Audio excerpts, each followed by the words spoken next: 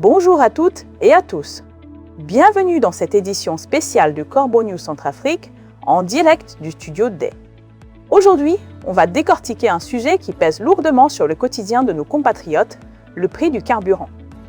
Et croyez-moi, il y a de quoi s'étrangler. Pour analyser cette situation brûlante avec nous, j'ai le plaisir de recevoir notre journaliste d'investigation, Viviane Beltungu. Bonjour Viviane. Bonjour Laure. C'est un dossier lourd et oui, il y a de quoi s'étrangler, comme tu le dis si bien. Les informations que nous avons récoltées risquent de faire réagir bien des auditeurs. Je n'en doute pas. Alors, sans plus attendre, plongeons dans le vif du sujet. Viviane, que nous dit Yves Sangami, le porte-parole d'Anis et Georges Dologuélé, au sujet de cette envolée des prix? Yves Sangami pointe du doigt l'administration en place, l'accusant d'avoir rendu le carburant inabordable en République centrafricaine. Il vise tout particulièrement le contrat signé avec la société Neptune, un accord qu'il qualifie de ruineux pour les ménages et un véritable désastre pour les finances de notre pays. Ruineux et désastreux, ce sont des mots forts, Viviane. Mais concrètement, qu'est-ce que cela signifie pour nos concitoyens?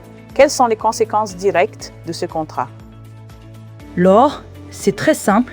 Yves Sangami affirme que la Centrafrique affiche aujourd'hui le prix de l'essence le plus élevé au monde. Imaginez, selon lui, cette envolée découle directement de l'accord d'approvisionnement conclu avec Neptune. Et l'effet domino est immédiat. La hausse du carburant ne demeure pas un cas unique.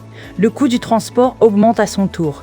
Et cette hausse se ressent directement sur le prix des denrées de première nécessité dans les marchés du pays.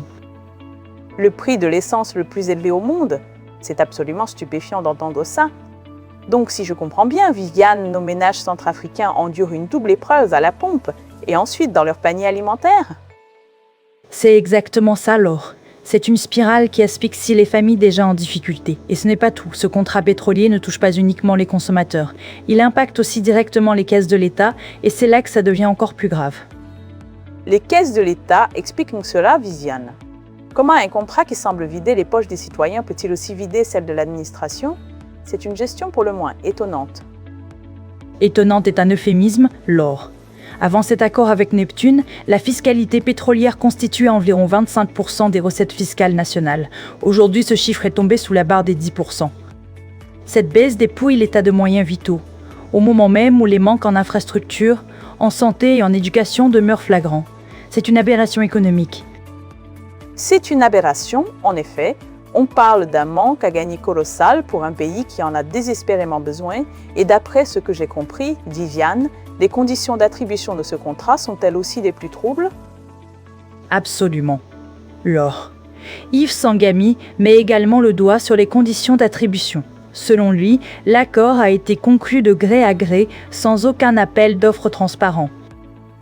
Il y voit un exemple criant de gestion opaque des ressources stratégiques du pays, où l'intérêt public semble passer après des arrangements privés. Pour l'opposition, ce dossier démontre la défaillance de l'administration à sauvegarder la capacité d'achat des Centrafricains. Elle réclame d'ailleurs la publication des termes du contrat et une révision immédiate de l'accord avec Neptune. Donc, non seulement le peuple paie le prix fort, mais l'État perd des recettes essentielles. Et tout cela à cause d'un contrat signé dans l'ombre sans transparence. C'est une situation qui frôle l'irresponsabilité de la part de l'empereur Faustin, Archange Touadéra et de son équipe. Merci beaucoup Viviane pour ces éclaircissements glaçants. Merci à toi Laure. C'est un dossier que nous continuerons de suivre de près. C'est la fin de cette chronique. Cet article sur la hausse du carburant en Centrafrique, dû au contrat pétrolier avec Neptune et à son effet immédiat sur les ménages et les finances publiques, nous a été présenté par Viviane Beltungu.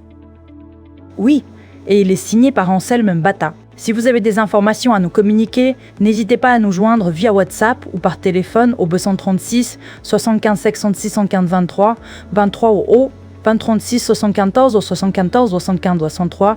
Merci de votre fidélité et à très vite.